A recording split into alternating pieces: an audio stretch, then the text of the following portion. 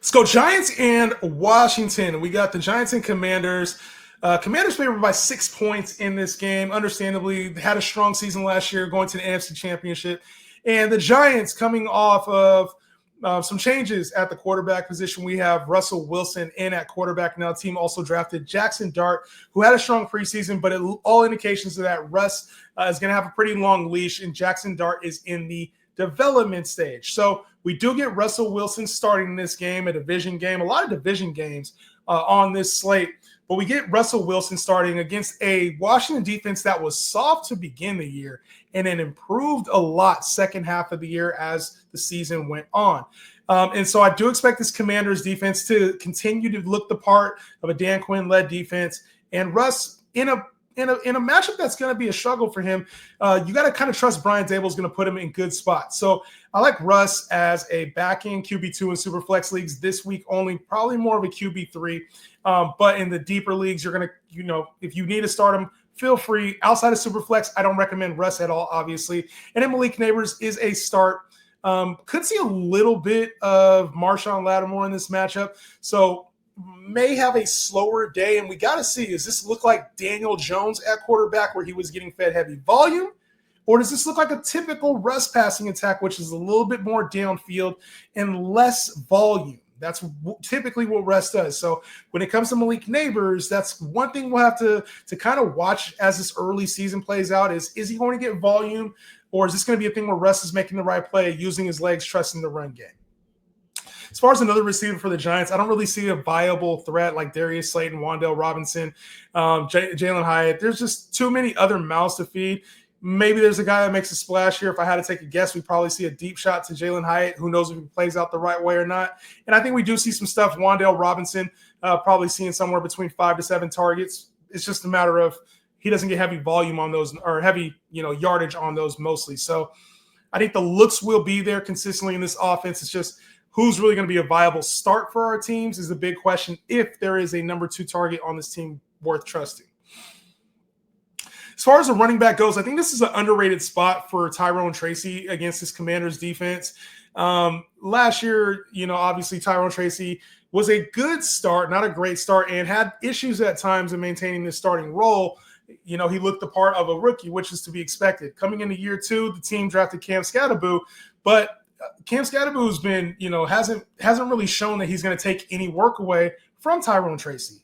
I think he's an RB2 this week against the Commanders, and I think Russ will get him the football. They're going to trust the ground game. And as long as he can hold on to the ball and not fumble, he is an RB2 for me this week. As far as Cam Skattebo, I'd kind of stay away until we see what his usage looks like. If he's somewhere in the 10 to 12 touch range, maybe we start to put him in a flex range. But for now, he's more of a stash to see what this role looks like for Tyrone Tracy.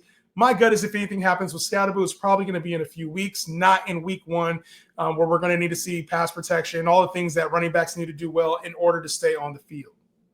And as far as the Washington side, obviously Jaden Daniels is a fire-up. Great play this week against the Giants defense that has made some improvements, especially on the defensive line. We've seen the defensive line look the part during the offseason, but we got to see it all put together.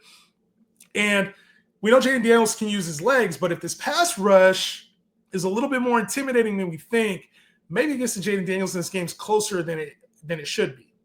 So I think when it comes to Jaden Daniels, obviously fire him up as a top 5 quarterback. I don't think he's in my top 3 this week, and if he is, he's number 3. So Jaden Daniels, a good top 5 option, just like you drafted him. But just know that the ceiling might be a little bit more limited than you think, even going up against the Giants, especially if they get up in this game. They might slow things down. As far as the receivers go, Terry McLaurin, want to see that connection with Jaden Daniels. Obviously, this offseason, Terry McLaurin was holding out, looking for a new deal. He has been paid, so we don't have to worry about that anymore. What we do have to worry about is he rusty? Is the connection there? Is the chemistry there? Which sometimes we see out of players who have held out. So I'll still start Terry McLaurin, still a strong wide receiver 2 for me this week. But I am saying exercise a little bit of caution just in case, or just temper your expectations, I should say, just in case he fails to live up to where you drafted him in the 3rd, 4th round or whenever you took him. As far as Deebo Samuel goes, he has been in camp and has been looking the part. And I do think they find creative ways to get Deebo Samuel involved. Wouldn't be surprised to see an anytime score for Deebo this week. So if you're looking for like anytime scores, And I don't know if that's going to be on the ground or in the receiving game, but I expect Debo to look way better than he did last year. Was dealing with pneumonia in the second half of the year and already had a slower start to the season. So I think Debo's coming in a little bit motivated, and I feel like this team is probably going to give him a lot of opportunities to make plays against this Giants secondary, especially if they want to keep that pass rush a little bit more neutralized. We might see some stuff, some checkdowns to Debo, let him get in space, or maybe even some stuff behind the line of scrimmage where they get him involved in the reverse game, just like he did in San Francisco. So Debo Samuel, definitely on the wide receiver 3 radar for me this week. Probably more of a flex in most leagues, but wide receiver 3 radar for me in leagues this week. As far as the starting running back for this Commanders team, it looks like Austin Eckler is going to get first crack at it. Who knows if he stays the entire year, but with Eckler getting first crack, he had a very strong second half and finish to last season. Even in the playoffs, outside of the fumble he had in the NFC Championship, had a strong finish to this season, to last season. So for me, Austin Eckler is a rock-solid back-end RB2 for me this week. A floor base, should be involved in the passing game. And I talked about that Giants pass rush. What's the best way to neutralize a pass rush? Store stuff to your running backs, stuff in the short game to your tight end and to slot. Like just quick passes to kind of neutralize things. And I think we do see some Austin Eckler involvement in there. So he'll get first crack at starting role, but we also have Bill Merritt, Ja'Cory Krosky-Merritt, JCM, whatever you want to call him. Bill, as he's known right now, is the backup, so to speak, and the one that I think I would be keeping an eye on. Obviously, you got Jeremy McNichols, Chris Rodriguez. Those are names on the depth chart that are higher than him right now. I believing a little bit of the hype in that I think JCM Bill will get a crack at some short yardage or potential even red zone opportunities. I don't know if he'll take them all the way, but I do think that he'll get a little bit of opportunity here in this first game, his debut. Remember, he is a 7th-round pick. We do need to see him on the NFL field to make sure and validate everything in his rise in ADP. But for now, I'm going to call him a bench at best. I don't really think he's worth flexing. I don't think he's worth RB2, RB3.